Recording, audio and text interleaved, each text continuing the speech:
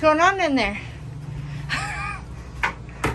Well, I went to take a shower and no pressure. So I went outside to make sure we had pressure on the regulator, and we were flooding from the belly of the camper. Long story short, I had a feeling it was behind the shower. Just had a hunch for some reason. Pulled the shower head assembly thing off and tugged on these, and this sucker was not in. So it looks like we were just dumping water into the belly of the Hopefully just that freaking moment camper. or the whole time. No, I think it was just that moment. I honestly don't know. I don't know, man. Problem is, I don't know how the hell to hook. I don't know if we can see that from under the. Could you see that from under the? I'd have to go back under. I'm not sure if we can see that. So All that right. might be a problem. We'll have to go back under. So All right. we'll have to check on that. I'm just gonna lay this right here on this little hook if I can. It looks like it's dripping right around here. Yeah. So you can see all the water. And everything was flooded. Yeah. Wiped everything out. Hopefully we can find something from there. Yeah, it's really gonna suck if I can't reach that.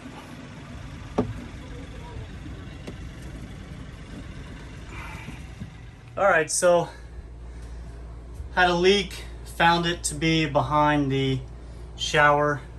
You can see that popped off behind the shower wall.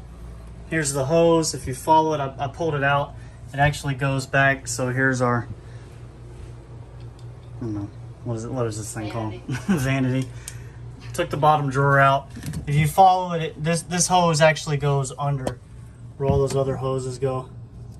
Back there. And it was just laying in the ground, soaking the floor. And that other hose right there was just hanging down behind the wall, and we just had water going all over our bay down below.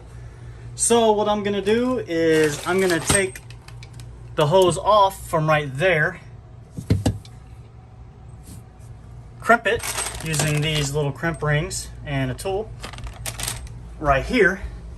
Then I'm gonna feed it back through there, and hopefully it turns left and runs this way, so then I should be able to grab it. This is if everything works perfect. And then I'll crimp it back to right here, and we should be good to go. All right, so here's the tool I use.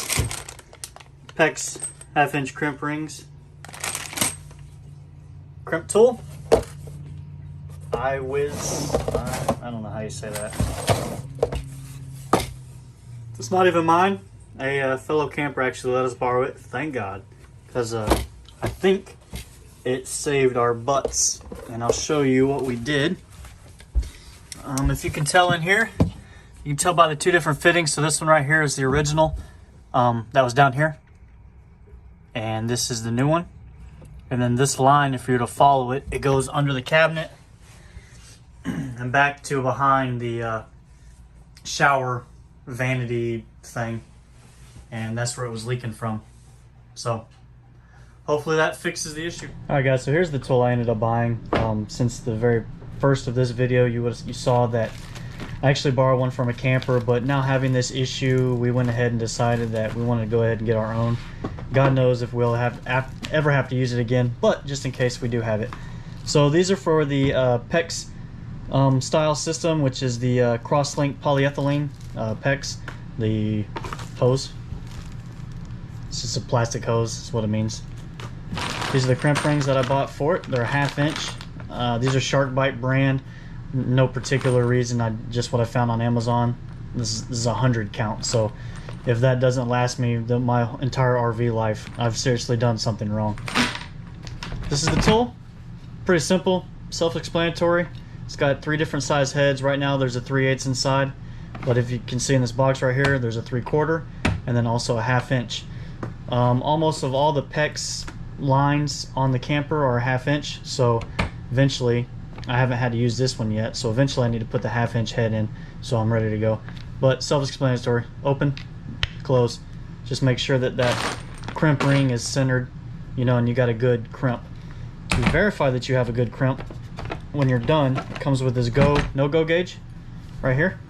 And as you can tell, it says 3/8, or I don't know if you can tell or not, but 3/8, 1/2 inch, and 3/4, and then even an inch, which I guess if there's no head installed, you can actually crimp an inch also, but that's a pretty big line, so hopefully I don't ever have to do that on anything. Basically, once you crimp it, you just put this whatever size over your crimp and make sure that it fits. If you're going for a 1/2 inch and it doesn't fit, then you didn't get a good tight enough squeeze on it and it's not crimped properly, which is most likely going to cause another leak. Pretty much, I think, is what happened in our case in our bathroom. I think I don't know, I guess it wasn't crimped tight enough, I'm not sure, but when I found that line, the original crimp ring was still on the PEX line, so it just slid off. I don't know, too much pressure. We only have it set at about 45 psi, so I don't think that was the issue. I think it just didn't get crimped tight enough from the factory. Not blaming anybody, because we love this fifth wheel and Grand Design, but you know, accidents happen. It is what it is. But here's the tool we got. Also comes with a hose PEX cutter, right? Or, you know, if you want to cut your cigar, whatever. That's it. Been about, I don't know, a week since the water leak, and so far so good. I keep checking under the drawer where one of the first connections was at that I fixed. Not that I fixed, I had to disconnect because I needed to run that line a certain way, and no leaks or anything. So far so good. I'm pretty excited with that new tool that we got, and I feel a little bit more comfortable with it. Right? Yeah. I like your hair. Yeah, I just got out of the shower.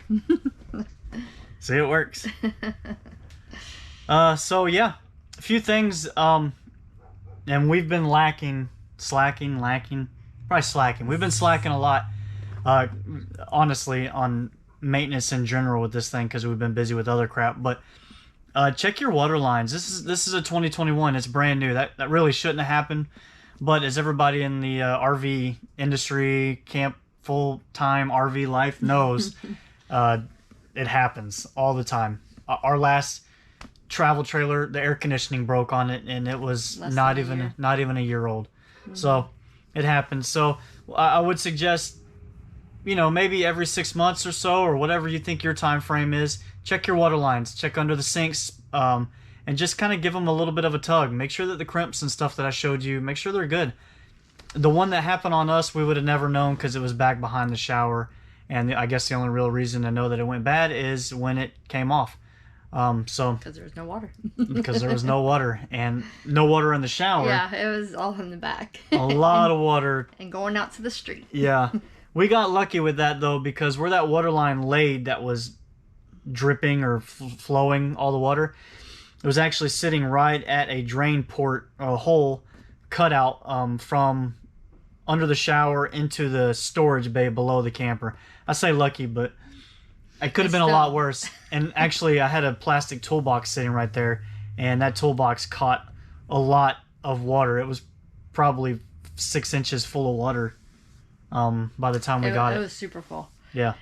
Could have went swimming in that back storage unit. Yeah, seriously. So we got pretty lucky on this one, but, you know, another good thing, another good tip that I've seen a lot of people tell you is, and we don't really do it, we probably should, is turn off your water supply outside if you're going long term. We do if we're going like out of town for a day or two. We probably should do it more often if we're just gone for the day. I don't know. Well, maybe if we're not so close to home. I don't know. We do have that Marcel that we got for the temperature for the dog. And I believe the reason why we got the Marcel was because you can actually buy the water sensors to go with that Yeah, too. the S-Pucks or whatever they're called. So yep. And we need to get on that too. That's a pretty cool system. Yeah. So then, you know, at least then if there was an emergency, we'd be able to, yeah, you know. We'd know it. It would send us a message saying there was a water leak, and we could probably jump on it a lot faster. Yeah, we'd probably at least be able to call, you know, at least the campground and ask them to turn off the water. Right. I'm looking. This guy is making me so tired. What you doing, bud?